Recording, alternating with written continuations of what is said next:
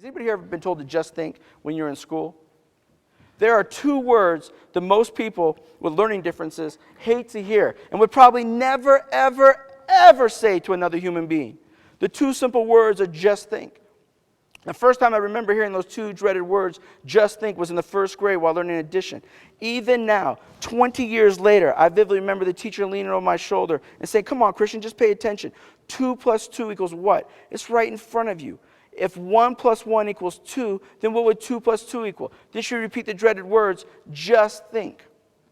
If 2 plus 1 equals 3, then what would 2 plus 2 equal? Think about this. We've been over this 100 times. As I sat there looking at the paper, I was thinking to myself, what in the heck do 2 2s have to do with a 4? And when is this teacher going to walk away from my desk? And when is she going to stop tapping her long, long red fingernails on the number 4? I'm starting to wonder if the answer's in her fingernails, because just thinking is not helping me get the answer. And as soon as she walks away, everyone will stop smiling at me and looking at me like I'm an alien, because I don't see how a 2 and another 2 magically create this 4.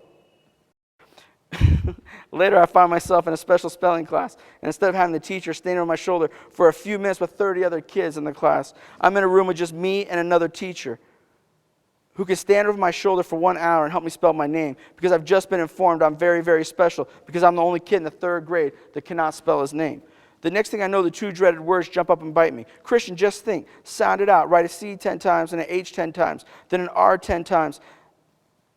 Just think. You can do it. You're smart. I'm asking myself, what do 10 C's have to do with my name being Christian? And what in the world does the C sound of ka have to do with my name being Christian? Or they do the phonics, like A, B, ba, C, ka. I thought the teacher was a bird. I didn't know what was going on. 3rd grade is my first memory of being around several other kids like myself that just need to think. There were about 5 of us or so, and we sat at the back of the room at a table. All the other kids in the class had individual desks because I guess they were smart and knew how to just think. I also noticed that we had different math and reading books than everyone else because ours were softbound and we could write in them. And the students who could just think had hardbound books. I was just in Maryland not too long ago training the school system I grew up in. And I said, what happened to all my buddies in special ed that sat at the back of the room at the table with me? What happened to Eric, Mike, Frank, Isaiah, all my buddies? Where are they? Guess where they all were? Yeah, they're all incarcerated. I was the only one that sat at the back of that room at that table that did not spend some time being incarcerated. Looking back, I think me and the other non-thinking friends sat at the back of that class 5 or 6 feet away from everyone else with our so-called dumbbell books because we talked a lot and we shouted out all the wrong answers that were funny and made all the kids who could think laugh. When we did this, I started noticing the kids who could think thought we were cool and funny because we weren't afraid to talk, laugh, or hit each other while the teacher was explaining something in what seemed to be a language that the just think kids could only understand. My next recollection of the magic words, just think, was in the 7th grade. One of my biggest fears during this time of my life was someone asking me the simple question, Christian, what time is it? The teacher would tell me to just think. And she tried to explain to me that 1/4 to 5 means 15 minutes to 5, when to me and my non-thinking self, 1/4 to me equals 25. Now, I still don't get that today. How could 1/4 to something not be 25? Now, this is going to sound crazy to you, but they tell me it's 15. 15 is 1/4. And please don't draw me any pie charts. It doesn't help. I get... Although the embarrassment of being in the 7th grade and not being able to tell time was frustrating, my motivation to just think and learn how to read a clock was very little because I had many techniques on getting out of the pressure of telling time. What time is it? These are my top 10 excuses. I'll say, I don't have a watch, sir. Can you ask him I'm busy? I can't see that small hand clock. Can't see that small hand on that clock. Sorry, I'm in a rush. I would act like I didn't hear the question or ask them back, what time do you think it is?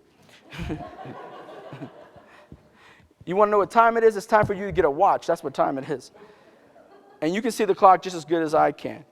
Now, if anybody here has a hard time telling time, this is the formula I still use today. The time is almost anything at the top of the hour or 30 after. I just kind of round it up. I figure, or round it to the bottom. I figure 20, 30 minutes ain't going to kill anybody. So if you're wondering why your break ain't coming for a while, don't let it bother you.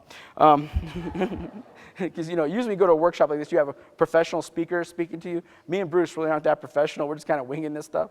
And so we're trying to be professional, so, this will be a little different. When you're in your teenage years and you're struggling with telling time, you soon start to have a little self-doubt about your future. And how can you be successful and make a living when doing something as simple as running a cash register at the local McDonald's seems impossible and terrifying. Chances are the McDonald's manager won't tell you to just think, but to come back when you have the most very, very basic math skills. The feelings of fear and frustration in school make school as fun as going to the dentist every day. Only there is nothing to numb the pain except acting out, enough to divert the attention away from the real issue of not being able to process information in a way that will bring you positive feedback, respect, and a passing grade. The best way that I can explain the feeling is in your gut during 7 hours of classes or so, if this makes no sense to you, is just to imagine a time when you're with a group of people and a joke is told. And everyone's laughing at the joke, but you don't get it, and the others realize you don't get it. And they quickly say the joke to you again and again, say, just think, don't you get it? Look, we'll tell the joke to you a little bit slower this time. It's really simple. We all get this joke. Just pay attention. We'll break it down for you. That experience of feeling left out is often with me now still. Now that I'm a licensed clinical social worker, I'm still repeating to myself the words I heard all the way through school. Just think.